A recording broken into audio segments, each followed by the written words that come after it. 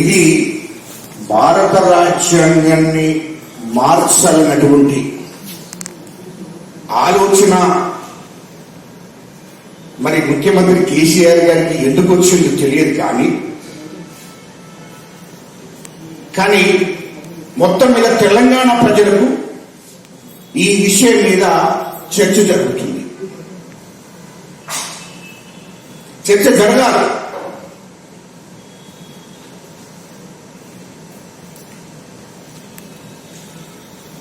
చర్చ జరుగుతుంది రాష్ట్ర వ్యాప్తంగా, దేశవ్యాప్తంగా చర్చ జరగాలి. నేను అర్థంలో లేదు. హర్యానాలో కేంద్ర మంత్రి, బీజేపీ సంబంధించిన కేంద్ర మంత్రి, ఆర్ఎస్ఎస్ సంస్థలో ముఖ్య నాయకుడు, దేశ ప్రధాని నరేంద్ర మోడీకి దగ్గర వ్యక్తి, ఆయనకు నచ్చిన మెచ్చిన వ్యక్తి, ఒక క్యాబినెట్ మంత్రి భారత రాజ్యాంగాన్ని సమూలంగా మార్చాలని కూడా చెప్పడం జరిగింది. మీడియా సోదరులకు ఇది గుర్తు చేస్తున్నాను. కర్ణాటకలో ఒక బీజేపీ కేంద్ర మంత్రి అయినా కూడా ఆర్ఎస్ఎస్ కు సంబంధించిన వ్యక్తి, మోడీకి సంబంధించిన వ్యక్తి, దగ్గర వ్యక్తులనే క్యాబినెట్ లో తీసుకున్నాడు నరేంద్ర మోడీ గారు. ఆ కేంద్ర మంత్రి కర్ణాటకలో కూడా కేంద్ర మంత్రి గారు భారత రాజ్యాంగాన్ని సమూలంగా మార్చాలని చెప్పడం జరిగింది. ఇది గుర్తు చేస్తున్నా. ఈ భారత రాజ్యాంగాన్ని మార్చాలనేటువంటి అధికారం కానీ హక్కులు కానీ ముఖ్యమంత్రులకు ఉండదు. ఇది గుర్తు చేస్తున్నా. అంటే ఏందయ్యా, భారత రాజ్యాంగం అంటే ఆషామాషి కాదు. ఈ భారత రాజ్యాంగ పరిషత్కు సంబంధించిన సభ్యులు కొంతమంది రాజ్యాంగం గురించి తెలియని వాళ్ళు ఇష్టం వచ్చినట్టు మాట్లాడుతున్నారు. అవగాహన వాళ్ళు కావచ్చు, ఎంపీలు కావచ్చు, ఎమ్మెల్యేలు కావచ్చు, ఎమ్మెల్సీలు కావచ్చు, కానీ మొదలు రాజ్యాంగం గురించి చదువుకోవాలి. ఆ రాజ్యాంగము 240 మంది సభ్యులు, రాజ్యాంగ పరిషత్ సభ్యులు వాళ్ళు కలిసి ఈ భారత రాజ్యాంగాన్ని ఏ విధంగా ఉండాలి అని దాని మీద అనేక సార్లు చర్చలు జరిపి ఎక్సర్సైజ్ చేసి 2 సంవత్సరాల 11 నెలలు దాని మీద చర్చలు జరిగాయి. అనేక భాషల మీద, అనేక కులాల మీద, అనేక సంపద మీద, అడవి మీద, మనుషుల మీద, ప్రజల మీద, మానవ హక్కుల మీద, పార్లమెంట్ మీద, అసెంబ్లీ మీద, శాసన మండలి మీద, అనేక సంస్థల మీద, అనేక వ్యవస్థల మీద చర్చ జరిగినాకనే ఈ భారత రాజ్యాంగాన్ని రాయడం జరిగింది. 220 మంది సభ్యులు, రాజ్యాంగ పరిషత్ సభ్యులు కలిసి రాశారు. ఆ 220 మంది సభ్యులు 11 మంది సభ్యులకు బాధ్యతలు అప్పగించారు డ్రాఫ్టింగ్ కమిటీ సభ్యులుగా. ఆ డ్రాఫ్టింగ్ కమిటీ సభ్యులు 12 మంది. దాంట్లో 6 బ్రాహ్మణులే,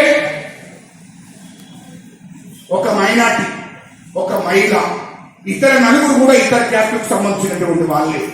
ఒకడే దళితుడు, డాక్టర్ బాబాసాహెబ్ అంబేద్కర్ గారు. ఆ డాక్టర్ బాబాసాహెబ్ అంబేద్కర్ గారు ప్రపంచం మేధవి, ప్రపంచంలో ఉన్నటువంటి మేధావులలో మొదటి వ్యక్తి. ప్రపంచ దేశాలను, ప్రపంచంలో ఉన్న ప్రజలను, భారతదేశంలో ప్రజలను, భారతదేశంలో ప్రజల స్థితిగతులను, అనేక కులాల గురించి, అనేక మతాల గురించి, అనేక భాషల గురించి అవగాహన వ్యక్తి డాక్టర్ బాబాసాహెబ్ అంబేద్కర్ గారు. కాబట్టి ఆ రోజు 220 మంది రాజ్యాంగ పరిషత్ సభ్యులు, అదేవిధంగా 12 మంది డ్రాఫ్టింగ్ కమిటీ మెంబర్లు ఎన్నుకుంటే ఆ 12 మందిలో 11 మంది డాక్టర్ బాబాసాహెబ్ అంబేద్కర్ గారిని డ్రాఫ్టింగ్ కమిటీ చైర్మన్ గా ఎన్నిక చేసుకోవడం జరిగింది. ఏమయ్యా అంత ఈజీగా భారత రాజ్యాంగాన్ని మార్చేస్తావు? ఎవడబ్బ సొమ్మును మార్చుతారయ్యా? ఎవరే మార్చుతారు? ఎవరు మార్చుతారు? ఎందుకు మార్చుతారు? ముఖ్యమంత్రి గారి చేతులు లేదని తెలుస్తుంది అందరికీ. ముఖ్యమంత్రి గారు ఈ భారత రాజ్యాంగాన్ని మార్చేయాలి అనేక మాత్రాన కాదు, ఇది చర్చ జరగాలి. భారతదేశంలో ఈ తెలంగాణ రాష్ట్రంలో ప్రజలలో చర్చ జరగాలి. ఇది ఒక్కటి కాదు భారత రాజ్యాంగం. ఈ భారత రాజ్యాంగంలో అనేక కులాలు సంబంధించినటువంటి వాళ్ళు, అనేక వర్గాలకు సంబంధించినటువంటి వాళ్ళు, అనేక మతాలకు సంబంధించినటువంటి వాళ్ళు, అనేక భాషలకు సంబంధించినటువంటి వాళ్ళే 220 మంది రాజ్యాంగ పరిషత్ సభ్యులు. ఈ 12 మంది డ్రాఫ్టింగ్ కమిటీ సభ్యులు కూడా మెజార్టీగా ఇతర కులాలకు సంబంధించిన వాళ్ళే. ఒక డాక్టర్ బాబాసాహెబ్ అంబేద్కర్ గారే డ్రాఫ్టింగ్ కమిటీ చైర్మన్ గా ఒక్కడే దళితుడు ఆనాడు. ఇది 75 సంవత్సరాల క్రితం. భారత రాజ్యాంగం ఎవరి తరం కాదో మార్చడం, కానీ దీని మీద చర్చ జరగాలి. ఈ చర్చ ఎక్కడికి వచ్చింది? ఇప్పుడు ఈ చర్చ ఎక్కడికి వచ్చింది? రాజ్యాంగం మీద. అసలు ఏంటి భారత రాజ్యాంగం అంటే ఏంటి అనేది చర్చ జరగాలి. ఇది కేసీఆర్ మెచ్చుకోవాల్సిందే. ముఖ్యమంత్రి కేసీఆర్ గారు ఈ చర్చ తెలంగాణ రాష్ట్ర ప్రజలకు, ఈ దేశ ప్రజలకు చర్చ జరగాలని చెప్పడం, ఇది మార్చాలంటే ఈ చర్చ జరుగుతుంది. చర్చ జరిగితే ఈ భారత రాజ్యాంగాన్ని ఏం చేస్తుందో తెలుసుకోవాల్సిన అవసరం ఈ ప్రజలకు ఉంది అని చెప్పి చర్చకు దారి తీసింది అని అంటున్నా నేను. వాస్తవాలు బయటికి రావాలి. బయటికి రాకపోతే ఈ దేశంలోని ప్రజలు కానీ, ఈ దేశంలోని దళితులు కానీ, ఈ దేశంలోని అనేక సంబంధించినటువంటి కులాలు కానీ నష్టపోయే అవకాశాలు ఉన్నాయి. కాబట్టి ఇది చర్చ జరగవలసిందే. చర్చ జరుగుతూనే ఈ సమస్యకు పరిష్కారం అవుతుంది. ఏమయ్యా దీక్షలు పడుతున్నారు, ఓ సంఖ్యలు పడుతున్నారు బీజేపీ వాళ్ళు పోయి. ఏం దీక్షనే అది? ఆ జైలు దీక్షనా? అరే ఏమయ్యా జైలు దీక్షనా? పూర్ణ్యమ ఉత్తరప్రదేశ్ లో యోగి ముఖ్యమంత్రి ఉండి 6,000 మంది యువకులను 5 ఏళ్లలో దళిత గిరిజనులను, బీసీలను చంపేస్తుంటే బట్టలిసేసి కొట్టి ఊరంతర బాధ పెట్టి చంపేస్తుంటే ఒక్కడి మీద కూడా కేసు పెట్టారు. అవయ్య భారత రాజ్యాంగంలో ఉంది కదనయ్యా, చట్టాలు ఉన్నాయి కదనయ్యా. 6,000 మంది బిడ్డలను చంపేస్తే, దళిత బిడ్డలను, దళిత గిరిజన బిడ్డలను చంపేస్తే నోరు విప్పని ముఖ్యమంత్రి యోగి, బీజేపీ నాయకులు భీమ్ దీక్ష కదా. భీమ్ దీక్ష ఏంటంటే భీమ్ దీక్ష చెప్తావా? పండితులు చేయాలి. దాని అర్థం ఏంటో చెప్తారు నాకు? అరే 4,000 మంది మహిళలను బట్టలు ఇప్పించి ఊరేగింపులు చేసి, ఉత్తరప్రదేశ్ లో పల్లెలలో ఊరేగింపులు చేసి, బట్టలిచ్చి ఊరేగింపులు చేసి మానభంగా చేసి చంపేశారయ్యా 4,000 మంది మహిళ బిడ్డలను. మా ఆడబిడ్డలను చంపేస్తే దాని మీద ఒక్క కేసు కాలేదు. ఎందుకు? ఇలా ముఖ్యమంత్రి యోగి మీద అక్కడ ఉన్నటువంటి అక్కడ ఉత్తరప్రదేశ్ లో ఉన్నటువంటి దళితులు, దళిత గిరిజనులు 30% ఉన్నటువంటి దళితులు, దళిత గిరిజనులంతా తిరుగుబాటు మొదలు పెట్టారు. అది గుర్తు పెట్టుకోమని చెప్తున్నా బండి సంజయ్ గారికి. అది ముఖ్యమంత్రి ఎందుకు? ఒకవేళ ఈ ప్రభుత్వ సంస్కరణ ఉంటే ఈ దేశంలో ఎస్సీలకు, ఎస్టీలకు, బీసీలకు రిజర్వేషన్ ఇవ్వవలసి వస్తుంది. కాబట్టి 2014 నుంచి 2022 దాకా ఒక్క రిక్రూట్మెంట్ జరగలే ఎస్సీ, ఎస్టీలకు, బీసీలకు. మాకు వచ్చే వాటా ఆ రాజ్యాంగంలో ఉన్నది. ఆ రాజ్యాంగంలో, భారత రాజ్యాంగంలో మా హక్కులు అది. కానీ మా హక్కులను కాలవేసింది ఎవరో? కేంద్ర ప్రభుత్వము. నరేంద్ర మోడీ ప్రభుత్వము. ఇది వాస్తవం కాదా? రిజర్వేషన్లు ఎస్సీ ఎస్టీలకు ఎందుకు రిజర్వేషన్లు అమలు చేస్తలేరు? ప్రతి సంవత్సరం రిక్రూట్మెంట్ జరగాలి కదా మాకు. ఎందుకు కేంద్ర ప్రభుత్వం ఎందుకు రిక్రూట్మెంట్ జరుగుతలేదు? అది లక్షల మంది రోడ్ల మీద పడ్డారు. భారతదేశంలో ఉన్నటువంటి దళిత గిరిజనులు, బీసీలు రిక్రూట్మెంట్ జరగక ప్రభుత్వ సంస్థలన్నింటినీ కూడా, మీకు తెలుసు ప్రభుత్వ సంస్థలు అంటే ఏంటి? రైల్వే, బిఎస్ఎం, ఎల్ఐసి, బ్యాంకులు, ఇంకా అనేక సంస్థలు. చివరికి సింగరేణి కూడా ప్రైవేట్ పరం చేయడానికి ప్రయత్నం చేస్తున్నారు. Steel plant, Vizag steel plant, ఇలాంటి ప్రభుత్వ సంస్థలన్నింటినీ కూడా ప్రైవేటు వాళ్లకు దారిదత్తం చేస్తున్నారు, బడాబాబులకు ఇస్తున్నారు. ఈ దేశంలో ఉన్నటువంటి బడాబాబులకు, మోడీకి, అమోషకు, ఆర్ఎస్ఎస్ కు నచ్చినటువంటి వాళ్లకు వీటిని అప్పచెప్పుతున్నారు. బడా సంస్థ అంటే బడా సంస్థలు అంటే ఎవరు? ఒక ముగ్గురు నలుగురు ఈ భారతదేశంలో. ఆ ముగ్గురు నలుగురికి తప్ప ఇంకా వేరే బడాబాబు, వేల మంది బడాబాబులు ఉన్నారు. వాళ్ళ చేతులకు పోతలేదు. అమూషకు, మోడీకి నచ్చినటువంటి వాళ్ళు, ఆర్ఎస్ఎస్ అధినేతకు నచ్చినటువంటి వాళ్ళకు ఈ దేశ సంపదను అప్పచెప్పుతున్నారు. ఈ ప్రభుత్వ సంస్థలన్నింటినీ కూడా వాళ్ళకి అప్పచెప్పుతున్నారు. ఎందుకంటే ఉద్యోగాలు వస్తూనే ఉన్నారు. 2014 నుంచి ఇప్పటి వరకు ఎస్సీ ఎస్టీలకు, బీసీలకు ఒక ఉద్యోగం ఉండాలి కేంద్ర ప్రభుత్వంలో. ఇది వాస్తవం కాదా? మీరు సవరణ చేస్తున్నారు. ఇది భారతదేశంలో భారత ప్రభుత్వం, ఈ భారత రాజ్యాంగం సవరణ చేస్తున్నది. సవరణ చేయడం మూలంగా ఒక ఉద్యోగం కూడా వస్తలేదు ఎస్సీ ఎస్టీలకు, బీసీలకు.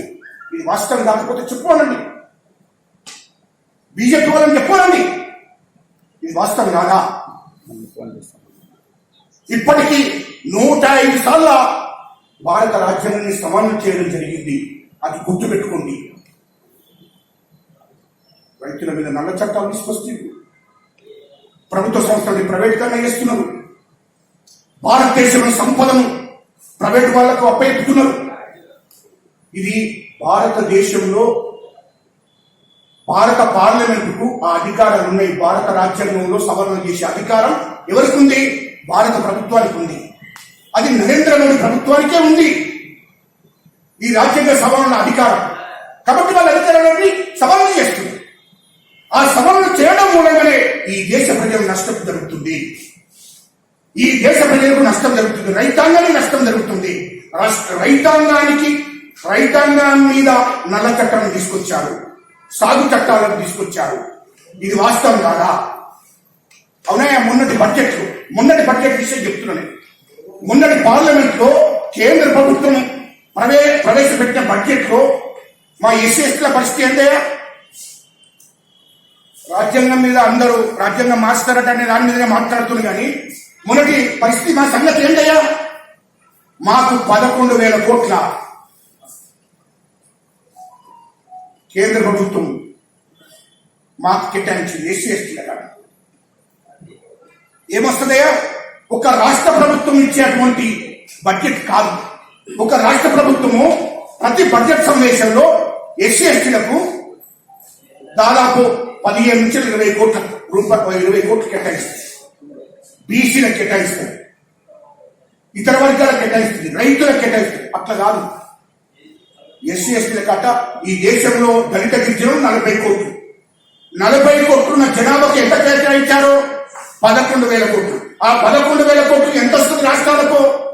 500 కోట్లు, 600 కోట్లు వస్తుంది ప్రతి రాష్ట్రానికి. 600 కోట్లు ప్రతి రాష్ట్రంలో 1,20,00,000 మంది దళిత గిరిజనులు ఉంటారు. సరిపోతుందా? అంటే చిన్న చూసిగా లేదా? మీ కేంద్ర ప్రభుత్వము పార్లమెంటు బడ్జెట్ సమావేశాల్లో బడ్జెట్ ప్రవేశపెట్టినప్పుడు మాకు ఎంత కేటాయించారు? బీసీలకు ఎంత కేటాయించారు? రైతులకు ఎంత కేటాయించారు? ఈ దళిత గిరిజనులు చిన్న చూపు చూశారు, బీసీలను చిన్న చూపు చూశారు, రైతులకు సబ్సిడీ మొత్తం తీసేశారు, ఎరువుల ధర పెంచారు. దాని గురించి మాట్లాడలే. దళితులను ఆ రైతులను ఈ దేశం రైతాంగాన్ని అడుక్క తినేటువంటి పరిస్థితి తీసుకొస్తున్నారు. ఎందుకంటే సబ్సిడీ మొత్తం తీసేశారు, 800 ఉంది, 1200 ఉంది, 2000, 400 యూరియా వస్తుంది, 1000 రూపాయలు. అంటే ఈ విధంగా ఎరువుల ధరలు పెంచారు దేశంలో. అంటే రైతులను అణచివేయడం కోసమే కదా. ఇలా పెట్రోల్ ధర, డీజిల్ ధర, గ్యాస్ ధర, నిత్యావసర వస్తువుల ధర. ఈ దేశ ప్రజలకు ఏదైనా న్యాయం జరిగిందా బడ్జెట్ లో? మరి ఎవరికి న్యాయం చేస్తారా మీరు? అంటే ఈ దేశం నుండి బడాబాబులకు మీకు న్యాయం చేస్తారు. ఈ దేశం నుండి పెట్టుబడిదారులకు, బడాబాబులకే బీజేపీ ప్రభుత్వం, కేంద్ర ప్రభుత్వం న్యాయం చేస్తారు తప్ప ఈ పేద ప్రజలకు, నిరుపేదలకు సాయం చేయడానికి రాలేదు. నల్ల డబ్బు తీసుకొస్తానన్నారు, సవరణలు చేశారు. నల్ల డబ్బు ఎంత తీసుకొచ్చారే? ప్రతి నిరుపేద కుటుంబానికి 15 లక్షలు ఇస్తారన్నారు. ఇచ్చినావే? ఇయ్యాల లేదు, ఒక్క రూపాయి. దీని గురించి జరగాల చర్చ. ఈ భారత రాజ్యాంగము ఎవరి చేతుల్లో ఉందంటే కేంద్ర ప్రభుత్వం చేతిలో ఉంటుంది, ఈ భారత ప్రభుత్వం చేతిలో ఉంటుంది. ఈ భారత రాజ్యాంగాన్ని అనేక సార్లు సవరణ చేసేదే పార్లమెంట్. వాళ్ళకు అనుకూలంగా బీజేపీ ప్రభుత్వం వాళ్ళకు అనుకూలంగా సవరణ చేసుకుంటున్నది భారత రాజ్యాంగాన్ని. భారత రాజ్యాంగాన్ని మార్చడమే ఒక ఆనవాయితీ, అంతే. మార్చడం వాళ్ళ చేతులు, అది కూడా ఉంటే అది కూడా మార్చేస్తారు మొత్తానికే. కానీ అది వాళ్ళ చేతులు లేదు కాబట్టి దాన్ని అట్లా ఆపుకుంటూ భారత రాజ్యాంగాన్ని అనేక సార్లు వాళ్ళకి అనుకూలంగా సవరణ చేసుకుంటూ నల్ల చట్టాలను తీసుకొస్తున్నారు. ఇది కరెక్ట్ కాదు. దాని మీద చర్చ జరగాలి మొదలు. ఈ చర్చ జరగకుండా ఏదో ముఖ్యమంత్రి కేసీఆర్ గారు దీన్ని భారత రాజ్యాంగాన్ని మార్చాలంటే ఆయనతో రైతులావే. ఇది తెలుసు, బీజేపీ కూడా తెలుసు, కానీ మాట్లాడుతున్నారు. కాంగ్రెస్ వాళ్ళకు కూడా తెలుసు, మరి వాళ్ళెందుకు మాట్లాడుతున్నారు నాకేమవుతుంది. ఇక్కడ కొంతమంది ఉద్యమ నాయకులు, దయచేసి ఉద్యమ నాయకులు కూడా నేను గుర్తు చేస్తున్నాను. అసలు మూలాలు దెబ్బతీసేది భారత రాజ్యాంగాన్ని పూర్తిగా సమూలంగా మార్చాలని సవరణలు చేసేటువంటి ప్రభుత్వము బీజేపీ ప్రభుత్వము. దాని సంగతి మొదలు మనం చూడాలి. దాని మీద ఉద్యమాలు మొదలు పెట్టాలి, దాని మీద పోరాటాలు మొదలు పెట్టాలి. కానీ ముఖ్యమంత్రి ఏదో అన్నాడు, ముఖ్యమంత్రి చేతిలో ఎందుకుంది బాబు? భారత రాజ్యాంగం ముఖ్యమంత్రి చేతిలో ఉందా? ముఖ్యమంత్రి చేతిలో ఉన్నదా ఇది? అన్న రాజ్యాంగం మార్చుడు కాదు, చిన్నది సవరణ చేయాలంటే కూడా ఇంట్లో ముఖ్యమంత్రులతో కాదు. అది గుర్తుపెట్టుకో. చిన్నది సవరణ చేయాలి అని అంటే మళ్ళీ పార్లమెంట్ నరేంద్ర మోడీ గారు, అమిత్ షా గారే సవరణ చేయాలంటే భారత రాజ్యాంగాన్ని మార్చడం కాదు, దాంట్లో ఉన్న చిన్న రాజ్యాంగాన్ని సవరణ చేయాలంటే కూడా ఈ దేశ ప్రధాని చేతిలో ఉంది. మెజార్టీ పార్లమెంటు సభ్యులు అక్కడ ఉందే బాబు, ముఖ్యమంత్రి గారి దగ్గర లేదు. ఇక్కడ అది గుర్తుపెట్టుకోండి. ప్రజలు తప్పుదో పట్టుకోద్దు, చర్చ జరగాలి. ఇది వాస్తవమే. ఏ టైంలో ఎందుకన్నాడో నాకు కూడా తెలియదు, నాకు కూడా అర్థం కాలే. అప్పుడు ఆయన అనే టైంలో నేను ఇక్కడ లేను, నేను కొంత బాధలు ఉన్నా, నాకు తెలియదు. కానీ అది మాత్రం మంచి పని చేశాడు. ఇది చర్చ జరుగుతుంది. ఏమన్నా సంవత్సరం నుంచి మొత్తుకుంటున్నాం, భారత రాజ్యాంగం మార్చుకున్నట, భారత రాజ్యాంగాన్ని సవరణ చేస్తున్నట్ట అయ్యా అని చెప్పి నేను మొత్తుకుంటే అసలు ప్రజలకు కొంచెం అర్థం కాదు. కానీ పాపం ముఖ్యమంత్రి కేసీఆర్ మాత్రం ఇది ఒకటి మంచి పని చేసింది. మొత్తం మీద చర్చ జరుగుతుంది దేశం, ఈ రాష్ట్రంలో. కేంద్ర బడ్జెట్ మీద ఉన్న వాస్తవం మాట్లాడారు. వాస్తవమే. ఇవాళ కేంద్ర బడ్జెట్ చూస్తే ఎస్టీలను బీసీలను చిన్న చూపు చూశారు, అనుగదొక్కారు కేంద్ర ప్రభుత్వం. రైతులను అసలు చిన్న చూపు అంటే వాళ్ళను పూర్తిగా పనికిరాని వాళ్ళగా చూశారు. మరి ఇటువంటి దాని మీద చర్చ జరగకుండా రాజ్యాంగ సవరణ మీద చర్చ జరగాలంటే రాజ్యాంగాన్ని ఎవరు మారుస్తారు? ఎవరితో? అది కాదు. అందుకోసమే అసలు చర్చ దీని మీద జరగాలి. భారత రాజ్యాంగాన్ని ఎందుకు సవరణ చేస్తున్నారు? చివరిగా ఈ భారత రాజ్యాంగాన్ని ఎందుకు సవరణ చేస్తున్నారో తెలుసుకోవాల్సిన అవసరం ఉంది. ఈ భారత రాజ్యాన్ని కాపాడుకోవాల్సిన బాధ్యత అందరి మీద ఉంది. అందుకోసం మీకు ఇంతకుముందు కూడా ముఖ్యంగా చెప్పాను. ఏది 220 మంది రాజ్యాంగ పరిషత్ సభ్యులు వివిధ కులాలకు వివిధ భాషలకు సంబంధించిన వ్యక్తులు 12 మంది డ్రాఫ్టింగ్ కమిటీ సభ్యులు, అందులో 6 బ్రాహ్మణులు, ఒక మహిళ, ఒక మైనార్టీ, ఇంకా 4 ఇతర కులకు సంబంధించినటువంటి వాళ్ళు. మొత్తము బాబాసాహెబ్ అంబేద్కర్ గారు ఒక్కడే దళితుడు. వీళ్ళందరూ కలిసి భారత రాజ్యాంగాన్ని రూపకల్పన చేసిందే. భారత రాజ్యాంగాన్ని రాశారు. ఈ భారత రాజ్యాంగానికి డ్రాఫ్టింగ్ కమిటీ చైర్మన్ గా డాక్టర్ బాబాసాహెబ్ అంబేద్కర్ గారిని పెట్టారు. అంటే ఇది అందరి బాధ్యత అని చెప్తున్నా. ఈ దేశం ఉన్నటువంటి అన్ని వర్గాల ప్రజల మీద బాధ్యత ఉంది. ఈ రాజ్యాంగాన్ని కాపాడుకోవాల్సిన బాధ్యత రైతుల మీద ఉంది. ఈ దేశంలో అన్ని వర్గాల ప్రజల మీద ఉంది. అన్ని వర్గాల దగ్గర చర్చ జరగాలి మొదలైంది. భారత రాజ్యాంగాన్ని కాపాడుకోవాల్సిన అవసరం ఉంది. బీజేపీ RSS నుండి మనం ఈ భారత రాజ్యాంగాన్ని కాపాడుకోవాలి ఖచ్చితంగా. ప్రమాదం బీజేపీ RSS కుట్రలు చేస్తుంది. భారత రాజ్యాంగాన్ని పూర్తిగా సమూలంగా సవరణ చేయాలని చూస్తుంది. దాన్ని కాపాడుకోవాల్సిన బాధ్యత ఈ దేశ ప్రజల మీద, అన్ని వర్గాల ప్రజల మీద, అన్ని పార్టీల మీద ఉందని చెప్పి ఈ సందర్భంగా కోరుకుంటూ ఈ అవకాశం ఇచ్చిన మీ అందరికీ జైలు తెలియజేసుకుంటున్నాను. అంటే ఒక రాష్ట్రంలో 11-20 వేల కోట్లు ఒక రాష్ట్ర ప్రభుత్వం SC/ST డెవలప్మెంట్ కోసం కేటాయిస్తే, ఏ రాష్ట్రమైనా కేటాయిస్తే ఈ దేశ వ్యాప్తంగా 11 వేల కోట్ల. ఇంకా దీనికి అర్థం అనేది ఒక రాష్ట్రానికి 500 కోట్లు. 500 కోట్లు అంటే ఏమొస్తుందా? ఒక రాష్ట్రంలో 1,20 కోట్ల జనాభా ఉంటుంది SC/ST. ఈ రోజు దాని గురించి ఆలోచించి ఇప్పుడు మన బడ్జెట్ లో SC/ST 11 వేల కోట్లు తీరుంటే అనుమతి అనుకోవచ్చు. ఎందుకు పూర్తిగా అంత ఉన్నది కదా, ఆ రాజ్యాంగం ఉంది కాబట్టి దాన్ని మనం పూర్తిగా తీసేస్తే బాగుందని చెప్పి 11 వేల కోట్ల రైతులకు సబ్సిడీ మొత్తం తీసుకుంటుంది. ఆ ఎరువుల ధరలు మొత్తం తీసుకుంటుంది. పెట్రోల్ మీద, గ్యాస్ మీద, అమెరికా సంస్థలు మొత్తం జీరో. ఉద్యోగాలు లేవు. ఈ దేశంలో నిరుద్యోగుల గురించి అసలే మాట్లాడలేదు. ఆ 2 కోట్ల ఉద్యోగాల గురించి మాట్లాడలేదు. రిజర్వేషన్ రిక్రూట్మెంట్ జరుగుల గురించి మాట్లాడలేదు. బడ్జెట్ సమస్య అంటే నేను ఎందుకు చెప్తున్నంటే, ఇదంతా ఎవరి దగ్గర ఉన్నది అని అడుగుతున్నా. ఈ పార్లమెంట్ పరిధిలో ఉండేది ముఖ్యమంత్రి కేసీఆర్ ఈ రిజర్వేషన్, ఈ భారత రాజ్యం అసెంబ్లీ దగ్గర ఉండదు, ముఖ్యమంత్రి కేసీఆర్ దగ్గర ఉండదు. ఎవరి దగ్గర ఉంటుంది? దేశం ఉన్న పార్లమెంట్ దగ్గర ఉంటుంది.